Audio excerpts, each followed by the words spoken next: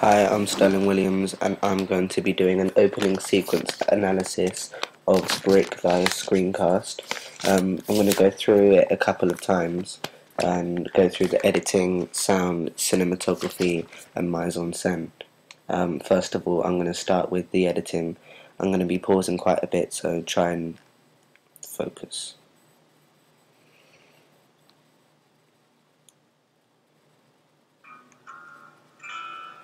First of all, you can see the circles of the distribution promotion company, and gradually you'll see it fade in with the glasses which the boy's wearing.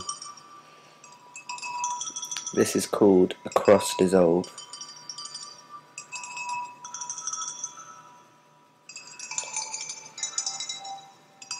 Beforehand, you can see an extreme close-up of the boy's shoes. This is tracking into body parts and realization of the shoes and the jeans, which can link. So it's a graphic match, so you can realize who the characters are at a later date. Because you can't actually see the person's face, this gives them a sort of identity, so you can link them at a later date.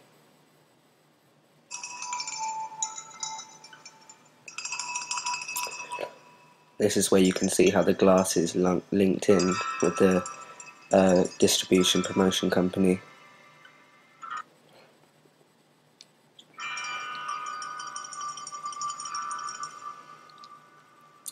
You can see that these are slow, long transitions, almost as if the boy's thinking about what's happened or what he's seen. These are all extreme close-ups, as you can see, and zooming in, which shows his emotions as well. Here you can see that there's a graphic match of the bracelet. You will see this, how it links in with the character beforehand. From here you can see that there's a sans serif.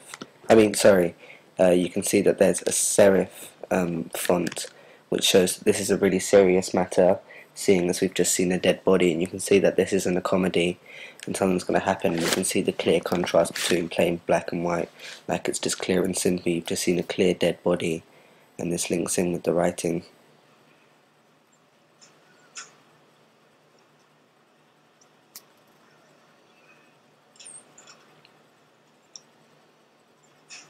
Here you can see the graphic match with the shoes again, so you can see what's happened. And as you saw the writing before, it told you it was 2 days before, so it gives you a time setting.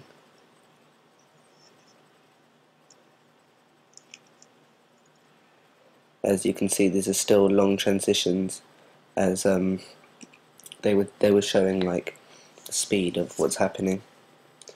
The next time I'm going to go around, I'm going to be going to talk about the sound.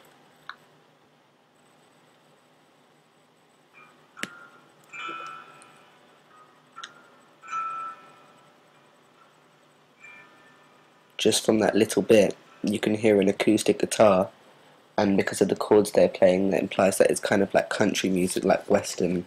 It's quite peculiar, and yeah.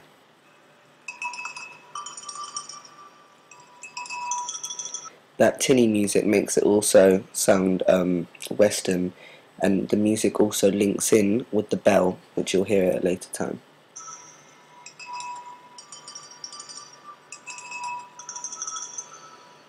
This music's unusual because it's quite high pitched. It leaves you on edge, and it makes you wonder what's happening as well.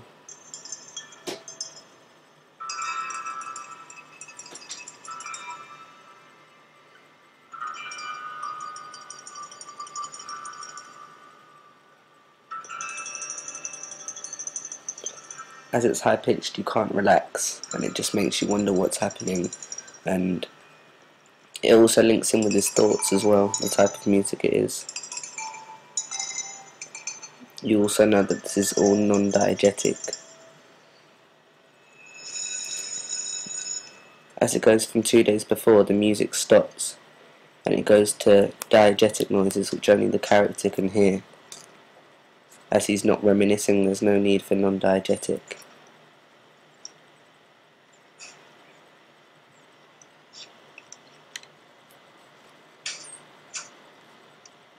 None of the noise is hyperbolic to make it so you know that it's more naturalistic. So this is literally what's happened to him in the past few days. The opening of the paper, it's not hyperbolic, and it's all naturalistic. The next time I'm going to go around, I'm going to be talking about the cinematography.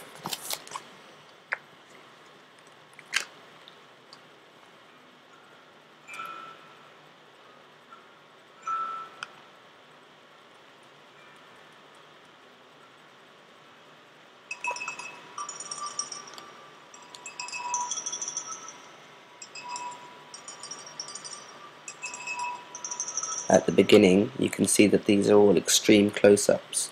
This hides the scenery at the beginning and also gives you precise detail, as well as setting up the connections and the graphic matches, which you'll need at a later time. This is another extreme close-up, and there you can see a focus pull on the boy. This focus pull implies that he's coming back to reality, and he's been daydreaming, and you can see that he's been reminiscing about the recent events, but now he's actually coming back to reality.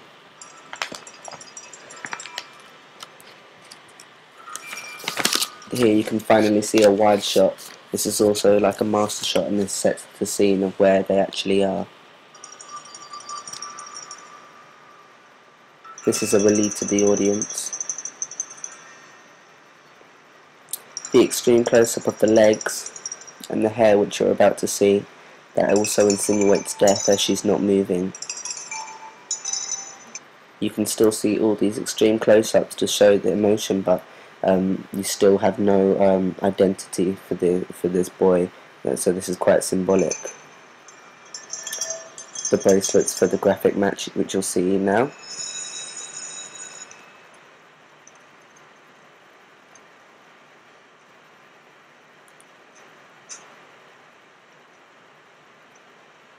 And finally we get another graphic pull of the boy, so you can recognise the same shoes, so you can have an identity for him.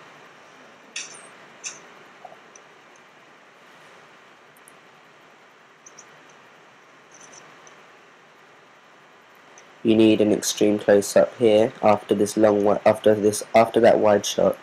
You needed an extreme close-up of the paper so you could be able to read it, to see what the girl had said for him to do or where to go. Before that, you could see another master shot of the school, so you could see what his surroundings were and that he was alone.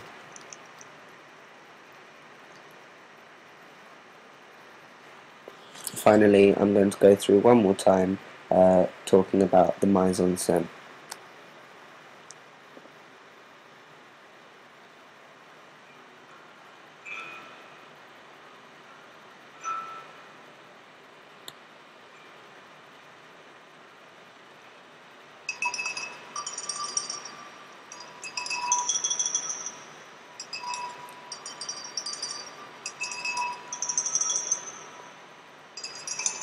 At the beginning, you can see the boots and jeans, like he's not suited and booted.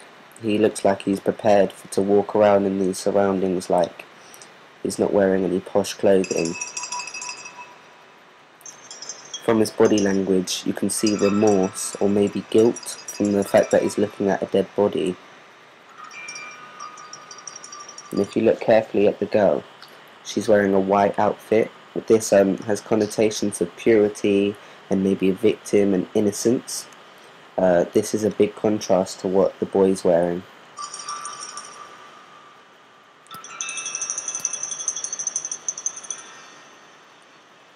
As you can see, she's wearing heels and a dress.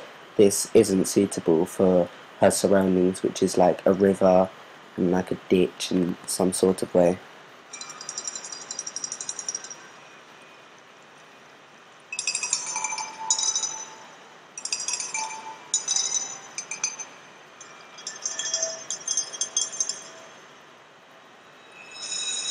As you can also see the props, you needed that prop so you could get the graphic match, like that was essential. And you can still see that she's wearing white, which is quite innocent and pure, which links in with the writing, which you can see there with the girl.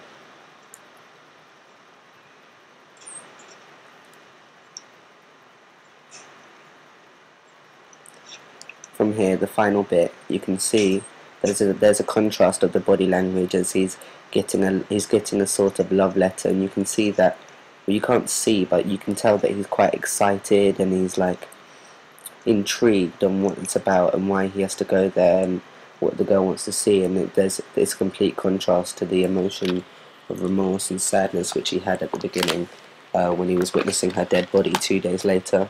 Thank you for listening to my screencast.